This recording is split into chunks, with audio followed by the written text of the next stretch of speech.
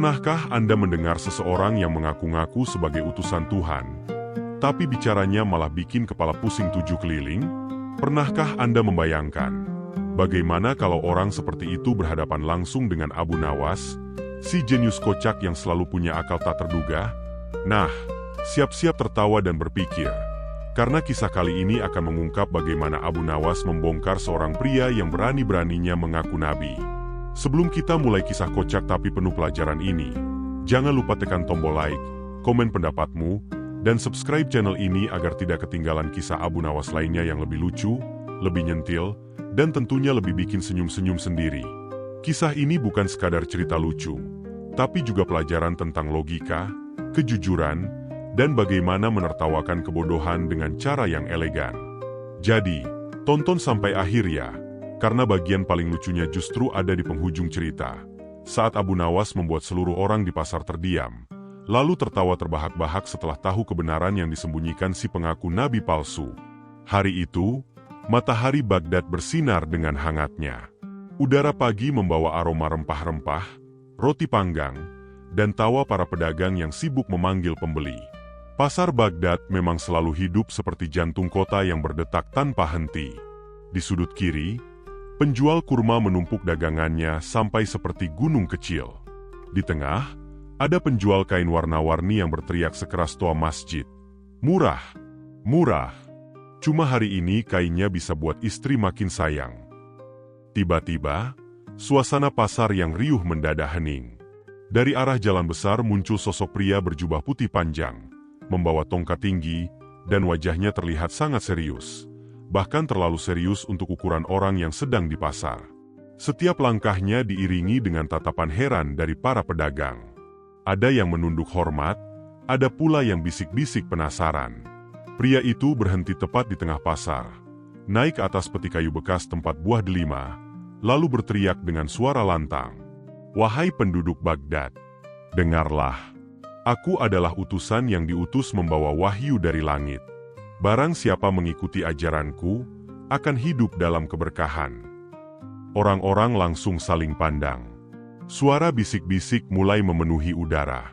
Utusan, wahyu dari langit. Astag, jangan-jangan ini nabi baru. Loh, memangnya bisa ya ada nabi lagi? Suasana menjadi heboh. Anak-anak yang tadi main kejar-kejaran langsung berhenti. Seorang nenek yang sedang menawar bawang pun ikut melongok ke arah pria itu. Ada yang ketakutan, ada juga yang penasaran. Tapi sebagian besar hanya ingin tahu siapa orang yang berani tampil seheboh itu di tengah pasar. Pria itu melanjutkan ucapannya dengan penuh keyakinan. Semalam, langit terbuka dan suara suci turun padaku. Aku diperintah untuk menyebarkan wahyu baru. Barang siapa menentangku, akan kehilangan keberuntungannya. Beberapa orang langsung terdiam. Kalimatnya terdengar berat, tapi ekspresi wajahnya agak aneh, seolah ia baru saja menelan garam terlalu banyak. Di antara kerumunan, ada seorang penjual ikan yang menahan tawa sambil berbisik pada temannya. Kalau benar dia nabi, kenapa wahyunya turun di pasar ikan, bukan di masjid besar? Namun, berita aneh memang cepat menyebar di Baghdad. Dalam hitungan menit, kabar tentang nabi baru ini sudah sampai ke telinga orang-orang di pinggiran kota, termasuk seseorang yang tak lain adalah tokoh terkenal karena akalnya yang tajam dan lidahnya yang licin, Abu Nawas. Saat kabar itu sampai, Abu Nawas sedang duduk santai di depan rumahnya sambil menyeruput teh panas. Ia mendengarkan cerita dari anak-anak yang berlarian sambil berteriak. Abu Nawas, ada nabi baru di pasar. Katanya bisa menurunkan rahmat dari langit. Abu Nawas mengangkat alis, lalu tersenyum miring. Rahmat dari langit. Ya? Wah, jangan-jangan yang turun nanti cuma air hujan, gumamnya sambil terkekeh. Ia memang dikenal di Baghdad sebagai orang yang tak pernah membiarkan kebodohan lewat begitu saja tanpa diberi pelajaran. Ia bukan orang yang suka mempermalukan, tapi ia punya cara halus dan lucu untuk membuat kebenaran terlihat terang seperti matahari di siang bolong. Kalau begitu, mari kita lihat nabi baru ini, katanya sambil berdiri, mengikat kain di pinggang, dan berangkat ke pasar. Begitu sampai di sana, Abu Nawas langsung melihat kerumunan besar di tengah-tengah. Orang-orang berdiri melingkar seperti sedang menonton pertunjukan akrobat. Di tengah lingkaran itu, pria berjubah putih tadi masih berdiri di atas peti kayu, melambaikan tongkatnya dengan penuh wibawa.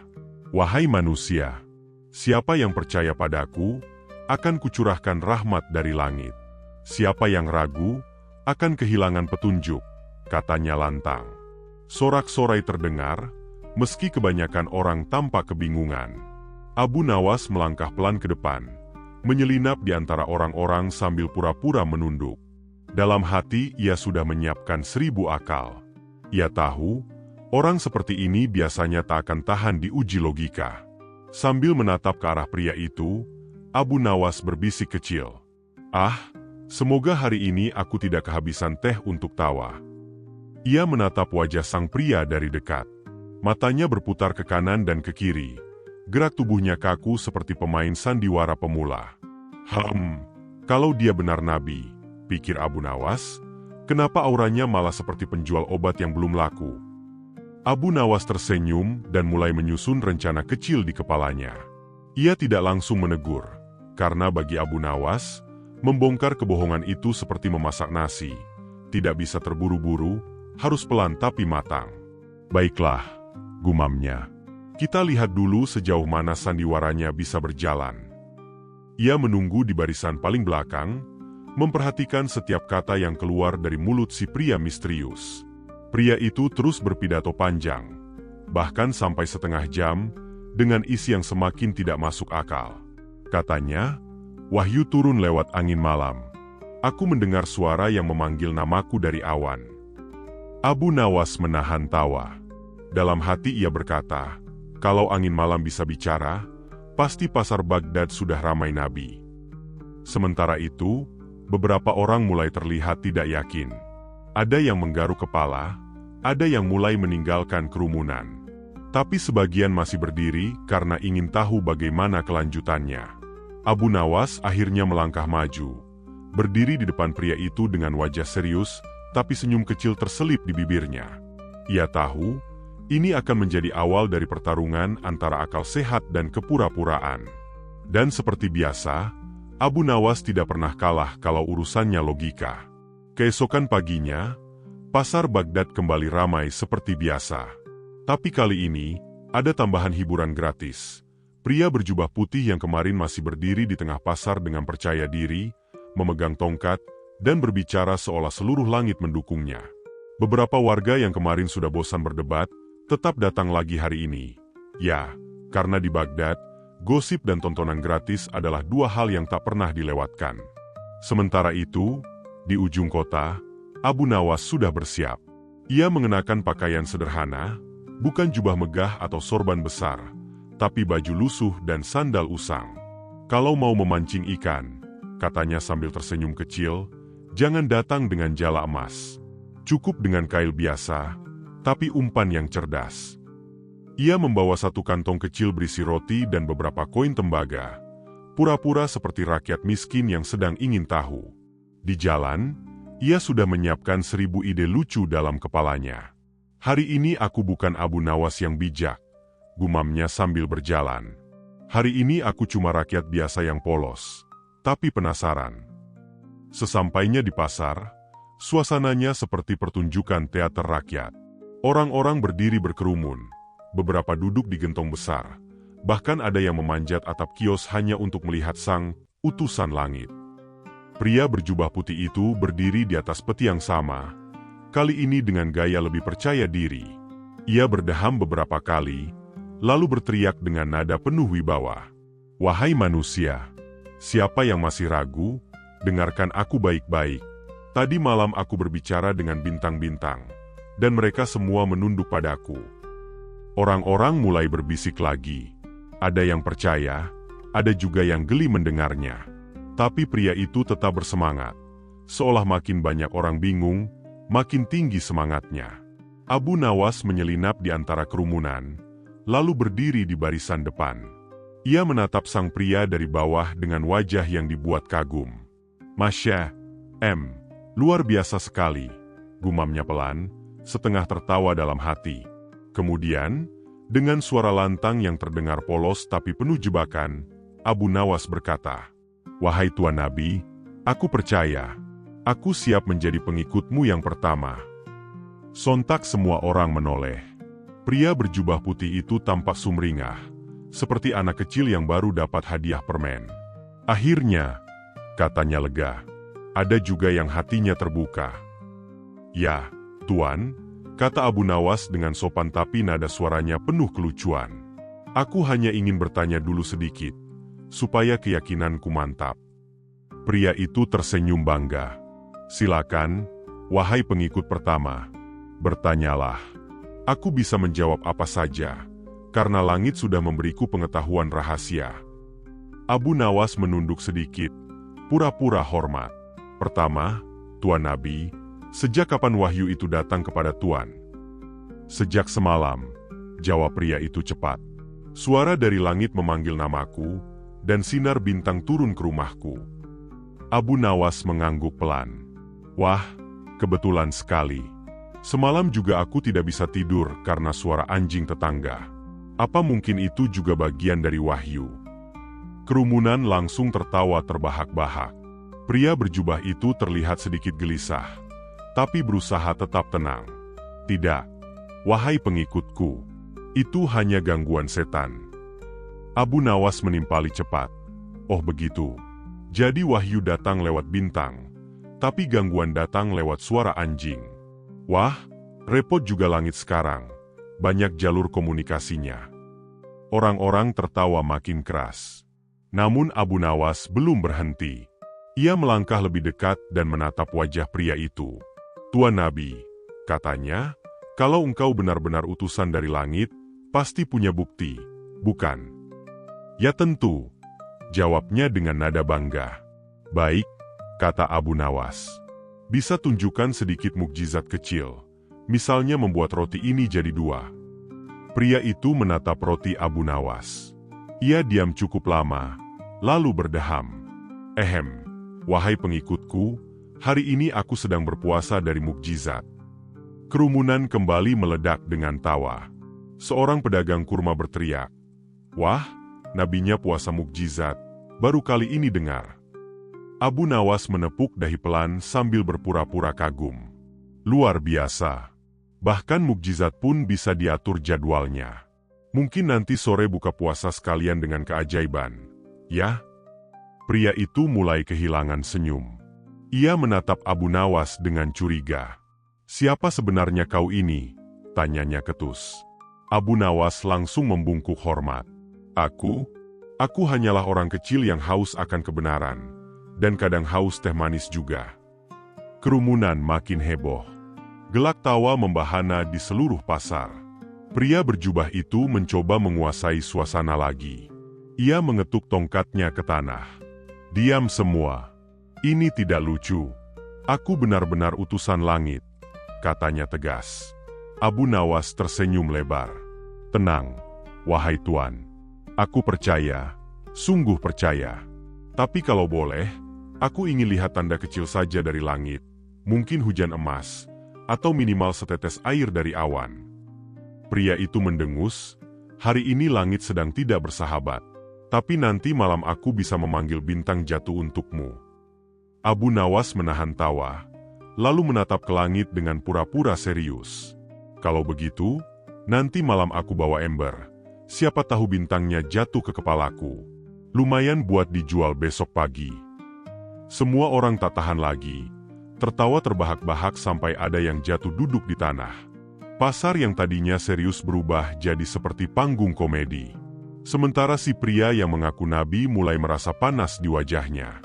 Ia tidak menyangka orang yang baru ditemuinya bisa menjungkir balikan omongannya dengan begitu ringan. Tapi Abu Nawas masih menahan diri. Ia tahu ini baru pemanasan. Dalam hati, Abu Nawas berbisik, "Sabarlah wahai Tuan Nabi palsu. Ini baru babak pertama. Babak berikutnya, kau akan berkeringat bukan karena matahari, tapi karena logika." Ia pun melangkah mundur pelan sambil tersenyum ke arah penonton, lalu berkata dengan nada lucu, "Baiklah, wahai semua, besok kita lihat apakah bintang akan benar-benar jatuh. Kalau iya, Aku janji Bukalapak jual cahaya." Orang-orang tertawa, dan sang pria itu hanya bisa menggertakkan gigi sambil memeluk tongkatnya erat-erat. Hari itu, Abu Nawas pulang dengan hati senang. Ia tahu, besok akan menjadi hari yang lebih seru. Hari di mana kebenaran akan menelanjangi kepalsuan, tapi dengan cara yang lucu dan elegan. Keesokan harinya, matahari Baghdad bersinar terang seperti biasa. Namun pasar tidak seperti biasanya. Pagi itu semua orang sudah datang lebih cepat dari pedagang kurma sekalipun. Alasannya sederhana. Mereka ingin menyaksikan lanjutan pertunjukan gratis antara pria berjubah putih yang mengaku nabi dengan si jenius kocak Abu Nawas. Suasana pasar berubah seperti arena teater terbuka. Anak-anak duduk di gentong kosong, ibu-ibu membawa camilan, dan para pedagang seolah rela menutup toko demi satu tontonan. Siapa yang akan menang hari ini? Logika Abu Nawas atau omongan sang pria misterius? Pria berjubah putih itu sudah berdiri gagah di tengah kerumunan. Tongkat kayunya kini dibungkus kain emas, mungkin supaya terlihat makin meyakinkan. Ia mengangkat tangannya tinggi-tinggi, lalu berseru lantang, "Wahai manusia, semalam aku menerima wahyu baru. Aku diperintahkan agar hari ini menunjukkan kebesaran diriku kepada kalian." Sorak-sorai terdengar. Beberapa orang bersuit, tapi sebagian besar menunggu sambil menahan tawa. Mereka tahu Abu Nawas pasti akan muncul. Dan benar saja, tak lama kemudian terdengar suara khas dari arah barat pasar. "Wahai manusia, izinkan aku datang, bukan sebagai nabi, tapi sebagai penonton setia wahyu di siang bolong." Orang-orang langsung tertawa begitu Abu Nawas muncul dengan langkah santai. Ia memakai pakaian yang sama seperti kemarin. Sederhana, tapi wajahnya menyimpan tawa yang sudah siap meledak kapan saja. Abu Nawas menatap pria berjubah itu dengan senyum ramah. "Tuan, aku datang lagi, karena aku ingin melihat keajaibanmu hari ini. Katanya semalam ada wahyu baru. Betul?" Pria itu menjawab dengan suara lantang. "Benar, aku mendapat tanda dari langit berupa kilatan cahaya." Abu Nawas menatapnya dengan polos. "Oh, yang itu, aku juga lihat. Tapi kupikir cuma petir biasa. Apa mungkin langit sedang salah alamat?" Gelak tawa pun pecah. Pria berjubah itu berdeham, mencoba menguasai suasana. "Tidak, itu tanda suci. Kau tidak akan mengerti." Abu Nawas mengangguk-angguk serius. "Benar sekali. Aku manusia biasa yang sulit memahami tanda-tanda suci. Tapi aku punya tanda logika yang sederhana. Boleh kupakai untuk mengujimu sedikit?" Pria itu menyeringai, merasa tertantang. "Silakan. Aku utusan yang tak akan goyah oleh pertanyaan apapun." Abu Nawas tersenyum tipis. "Baiklah. Pertama-tama, Tuan Nabi, kalau Tuhan sudah mengutusmu, pasti ada alasan besar, bukan?" "Tentu," jawabnya cepat. "Bagus. Kalau begitu, pertanyaan pertamaku, kenapa utusannya memilih datang ke pasar, bukan ke istana? Bukankah di sana banyak pejabat penting?" Pria itu terdiam sesaat, lalu menjawab, "Karena Tuhan ingin aku mulai dari rakyat kecil." Abu Nawas mengangguk lagi. "Wah, mulia sekali. Tapi, kalau begitu, kenapa tidak mulai dari rumahku? Aku juga rakyat kecil, dan rumahku lebih teduh dari pasar." Orang-orang kembali tertawa. Si pria terlihat mulai kehilangan wibawa. Tapi Abu Nawas belum selesai. Ia menepuk dagunya dan bertanya lagi. "Baiklah, pertanyaan kedua. Katamu wahyu turun semalam. Kalau begitu, kenapa kau baru umumkan hari ini? Bukankah wahyu suci seharusnya disampaikan segera?" Pria itu terdiam lebih lama kali ini. Keringat mulai muncul di dahinya. Aku harus menyiapkan tongkatku dulu, biar terlihat lebih hikmat," jawabnya. Abu Nawas langsung menimpali cepat. "Oh begitu. Jadi wahyu menunggu tongkat dulu. Ya? Berarti langit juga punya jadwal seperti tukang panggil air." Seluruh pasar tergelak tawa. Seorang penjual sayur sampai jatuh dari bangku karena tak tahan menahan geli. Namun Abu Nawas tetap menjaga ekspresinya tenang. Ia lalu melangkah lebih dekat dan berkata dengan nada datar namun tajam, "Tuan Nabi, aku ingin menguji kebijaksanaanmu sedikit. Katamu engkau diutus untuk membawa cahaya. Betul?" "Benar," jawab pria itu mantap. "Kalau begitu," lanjut Abu Nawas, "bisakah kau menjawab ini? Kapan malam lebih terang daripada siang?" Pria itu langsung mengerutkan kening. Ia berpikir keras, tapi tak menemukan jawaban. Aku tidak tahu. Mungkin saat bulan purnama." Abu Nawas tersenyum lebar. "Salah. Malam lebih terang daripada siang kalau matamu ditutup kain putih." Orang-orang tertawa sambil bertepuk tangan. Pria itu semakin bingung, sementara Abu Nawas melanjutkan dengan tenang. "Begitulah logika, Tuan. Kalau matamu ditutup, apapun yang terang bisa terlihat gelap. Jadi mungkin, wahyu yang kau lihat semalam bukan datang dari langit, tapi dari pikiranmu yang belum tidur." Gelombang tawa bergemuruh. Bahkan beberapa pedagang sampai menepuk bahu Abu Nawas sambil berkata, "Wah, ini nabi palsu sudah kalah sebelum ujian kedua." Namun Abu Nawas masih punya satu pertanyaan terakhir. Pertanyaan yang benar-benar akan menjebak si pengaku nabi itu. Ia menatapnya lekat-lekat, lalu berkata, "Baik, Tuan. Ini pertanyaan terakhir. Tuhan menciptakan manusia dari tanah, betul?" Pria itu mengangguk yakin. "Tentu saja." "Kalau begitu," lanjut Abu Nawas, "kalau aku ambil segumpal tanah lalu kubentuk jadi boneka manusia, apakah aku juga bisa disebut nabi kecil?" Pria itu membelalak, kehilangan kata-kata. Ia ingin menjawab, tapi lidahnya seakan terikat. Tentu tidak. Itu berbeda," katanya gugup. Abu Nawas menatap polos. "Berbeda bagaimana? Sama-sama dari tanah, kan? Mungkin hanya beda merek." Kerumunan langsung meledak dengan tawa. Bahkan penjaga pasar yang biasanya galak ikut tertawa sampai air mata keluar. Pria itu semakin panik. Itu tidak boleh dibandingkan," katanya keras. Abu Nawas mengangguk. "Benar, karena logika tidak bisa dibandingkan dengan kebohongan. Satunya nyata, satunya cuma bualan." Semua orang bertepuk tangan keras. Abu Nawas tersenyum tenang sambil berkata, "Wahai penduduk Baghdad, lihatlah. Kebenaran tidak perlu berteriak. Cukup diuji dengan pertanyaan kecil, maka kepalsuan akan jatuh dengan sendirinya." Pria berjubah putih itu menunduk lesu, wajahnya merah padam.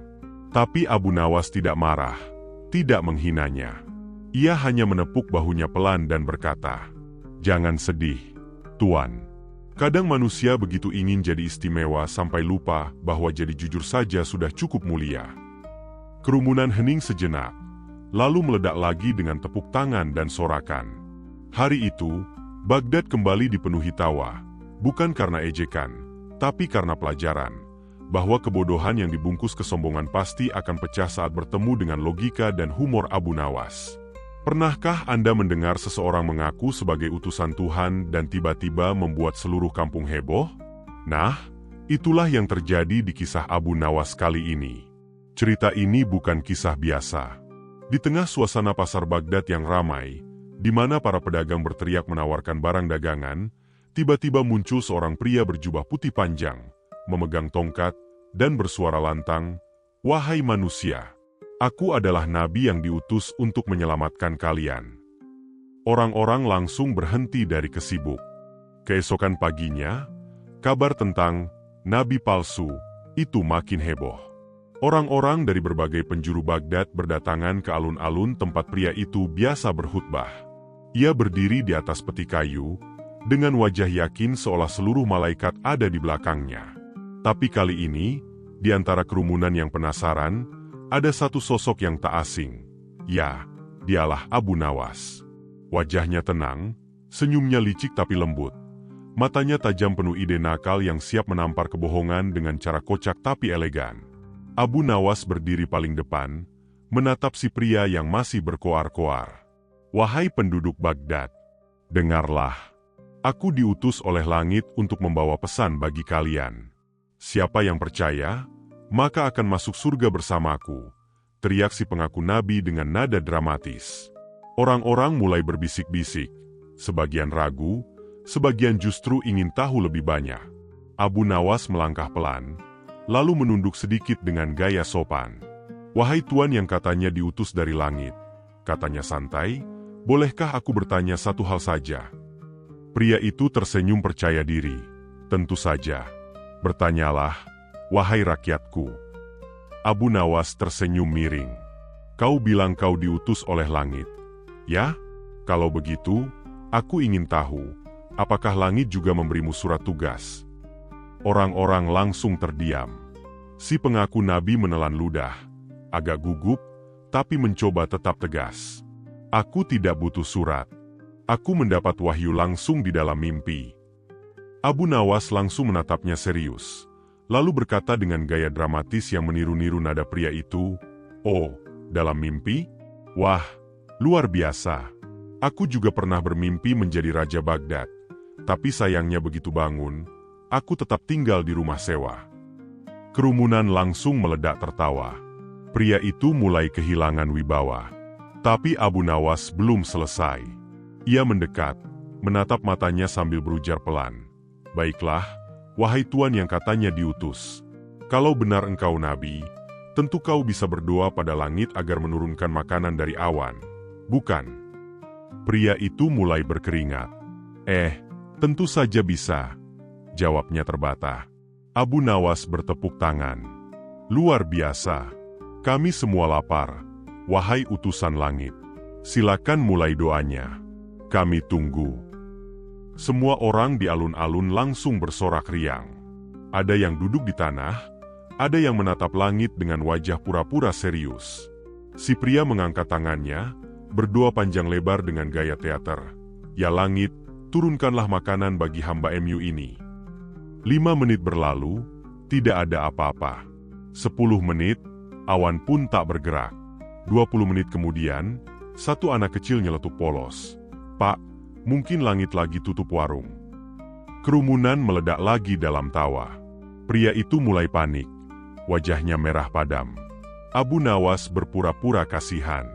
"Mungkin langit sedang sibuk, Tuan. Tak apa. Mari kita coba ujian yang lain.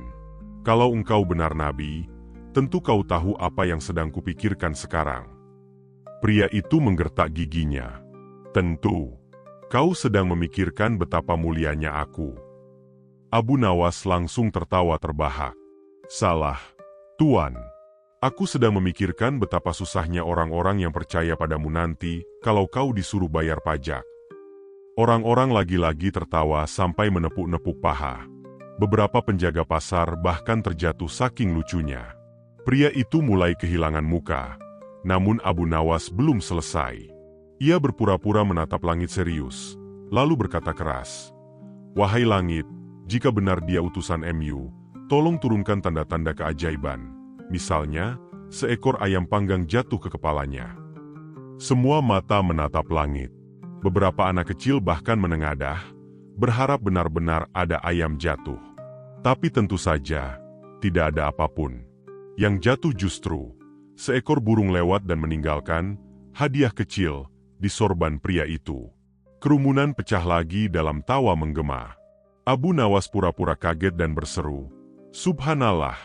Langit menjawab, "Tapi rupanya tanda dari langit bukan ayam panggang, melainkan peringatan agar kau mencuci kepala." Tawa makin pecah. Si pengaku nabi langsung menurunkan tangannya. Wajahnya merah, dan kabur dari kerumunan sambil berteriak tak jelas. Abu Nawas hanya tersenyum puas sambil berkata, "Hati-hati wahai manusia. Tak semua yang bersuara lantang dari mimbar itu benar. Kadang, yang benar justru datang dari logika dan akal sehat." Orang-orang bertepuk tangan. Sejak hari itu, tak ada lagi yang berani mengaku nabi palsu di Baghdad. Dan tentu saja, nama Abu Nawas makin harum. Bukan karena ia menghukum dengan kekerasan, tapi karena ia menertawakan kebodohan dengan kecerdikan. Dengan gaya santai, Abu Nawas berjalan meninggalkan alun-alun sambil bersenandung kecil. Di tangan kirinya ia menggoyang-goyangkan roti yang tadi ia beli dari pasar, dan di tangan kanannya membawa hikmah besar. bahwa kadang kebenaran paling ampuh bukan pedang atau ancaman, melainkan humor dan akal sehat yang tajam. Setelah peristiwa kocak di alun-alun Baghdad itu, nama Abu Nawas kembali menjadi bahan pembicaraan di setiap sudut kota. Dari warung teh sampai istana khalifah, semua orang membicarakan kecerdikannya membongkar pria yang mengaku nabi itu. Ada yang tertawa sampai menitikan air mata, ada juga yang menggeleng kagum sambil berkata, cuma Abu Nawas yang bisa bikin orang sadar tanpa harus marah. Keesokan harinya, Abu Nawas dipanggil ke istana oleh Khalifah Harun al-Rashid. Begitu masuk ke ruang singgasana, sang khalifah sudah menunggunya sambil tersenyum geli. Abu Nawas, aku dengar kau membuat satu kota tertawa sekaligus berpikir semalam, kata sang khalifah. Abu Nawas menunduk sopan, lalu menjawab dengan nada santai khasnya, hamba hanya ingin mengingatkan, tuanku, bahwa tak semua yang bersuara lantang itu membawa kebenaran. Kadang justru mereka yang paling keras teriaknya adalah yang paling takut diuji. Khalifah tertawa pelan, lalu mengangguk. Kau benar, Abu Nawas. Tapi ceritakan padaku, bagaimana kau bisa tetap tenang di hadapan orang yang mengaku nabi itu? Bukankah bisa saja dia mempengaruhi orang banyak? Abu Nawas tersenyum kecil. Tuanku, hamba hanya berpikir begini. Kalau seseorang benar-benar diutus oleh Tuhan, ia tak butuh panggung untuk membuktikannya. Tapi kalau dia sibuk mencari pengakuan, mungkin dia cuma ingin tepuk tangan, bukan kebenaran. Khalifah tertawa lebar. Kau memang punya lidah tajam tapi hati lembut, Abu Nawas. Kadang aku merasa Baghdad ini aman bukan karena pasukanku, tapi karena kepalamu yang penuh akal. Abu Nawas menunduk dengan gaya humoris. Kalau begitu, tuanku, mungkin besok hamba akan minta gaji tambahan. Soalnya menjaga kota pakai akal itu butuh kopi banyak. Semua orang di istana tertawa terbahak-bahak. Bahkan penjaga yang biasanya kaku pun menunduk menahan tawa. Namun di balik kelakar itu, tersimpan pelajaran mendalam. Abu Nawas tahu bahwa manusia mudah sekali tergoda oleh kata-kata manis dan penampilan suci. Padahal, kebenaran sejati tak perlu diiklankan dengan suara keras. Ia cukup terbukti lewat perbuatan. Setelah mendapat hadiah dari khalifah, berupa sekantong emas dan sekarung gandum, Abu Nawas berjalan pulang melewati pasar Baghdad. Orang-orang langsung menghampiri, memuji, dan tertawa mengingat kejadian kemarin. Seorang ibu tua menepuk bahunya sambil berkata, Abu Nawas, kalau bukan kau yang membongkar penipu itu, mungkin kami semua sudah terperangkap. Abu Nawas tersenyum hangat. Ibu, jangan berterima kasih padaku. Terima kasihlah pada akal yang Allah beri. Kalau setiap orang mau berpikir sebelum percaya, dunia ini akan lebih damai. Anak-anak kecil berlarian di sekitar Abu Nawas sambil menirukan gaya nabi palsu yang dulu berdiri di peti kayu, membuat semua orang kembali tertawa. Ada yang pura-pura berdoa minta ayam panggang dari langit, lalu pura-pura kecewa saat tak ada yang turun. Suasana pasar penuh tawa, tapi juga penuh kesadaran. Beberapa hari kemudian, Abu Nawas menulis catatan di rumahnya. Ia menulis, kadang manusia ingin tampak suci agar dihormati. Tapi semakin ia mengejar hormat, semakin jauh ia dari kesucian yang sebenarnya. Ia menatap kalimat itu lama, lalu tersenyum sendiri. Lucu juga, gumamnya, penipu itu datang bawa tongkat dan jubah. Padahal kalau benar nabi, cukup bawa hati bersih dan ucapan yang jujur. Tak lama, seorang sahabatnya datang membawa roti dan madu. Abu Nawas, semua orang sekarang membicarakanmu. Katanya, kau bisa membongkar penipu tanpa perlu marah. Bagaimana caramu menahan diri? Abu Nawas tertawa ringan. Mudah saja. Kalau aku marah, dia menang. Karena penipu senang kalau kita ikut panas. Tapi kalau aku tertawa, dia bingung sendiri. Dan saat orang bodoh bingung, disitulah kebodohannya terlihat jelas. Sahabatnya terdiam, lalu ikut tertawa. Kau ini memang aneh, Abu Nawas. Tapi anehmu menyelamatkan banyak orang. Menjelang sore, Abu Nawas duduk di tepi sungai Tigris, menikmati semilir angin Baghdad. Ia melihat burung-burung berterbangan di langit, lalu tersenyum kecil. Lucunya dunia, katanya lirih, burung-burung saja tak pernah mengaku nabi, padahal mereka lebih sering berdoa di langit daripada manusia di bumi. Ia tertawa sendiri, lalu melemparkan batu kecil ke sungai. Riak airnya memantulkan wajahnya yang penuh damai. Dalam hatinya, ia tahu bahwa tawa bisa menjadi senjata paling tajam melawan kebohongan. Tidak melukai, tapi menyadarkan. Tidak membuat orang takut, tapi membuat orang berpikir. Hari berganti malam. Lampu-lampu minyak di Baghdad mulai menyala, menerangi jalan-jalan sempit di pasar. Di setiap rumah, orang-orang masih menceritakan ulang kisah Abu Nawas dan Nabi palsu. Mereka tertawa, tapi juga mengambil pelajaran bahwa iman tak bisa dibeli dengan kata-kata indah, dan kebijaksanaan tak butuh pengakuan dari banyak orang. Di akhir malam, sebelum tidur, Abu Nawas berdoa singkat, "Ya Allah, lindungilah kami dari orang yang mengaku suci tapi tak mengenal kasih, dan beri kami akal untuk tertawa sebelum tertipu." Lalu ia mematikan lampu, berbaring dengan senyum tipis di bibirnya. Di luar, angin Baghdad berhembus pelan membawa gema tawa orang-orang yang baru saja belajar sesuatu dari pria lucunan cerdas bernama Abu Nawas. Kecerdasan bukan hanya soal logika, tapi juga ketenangan hati.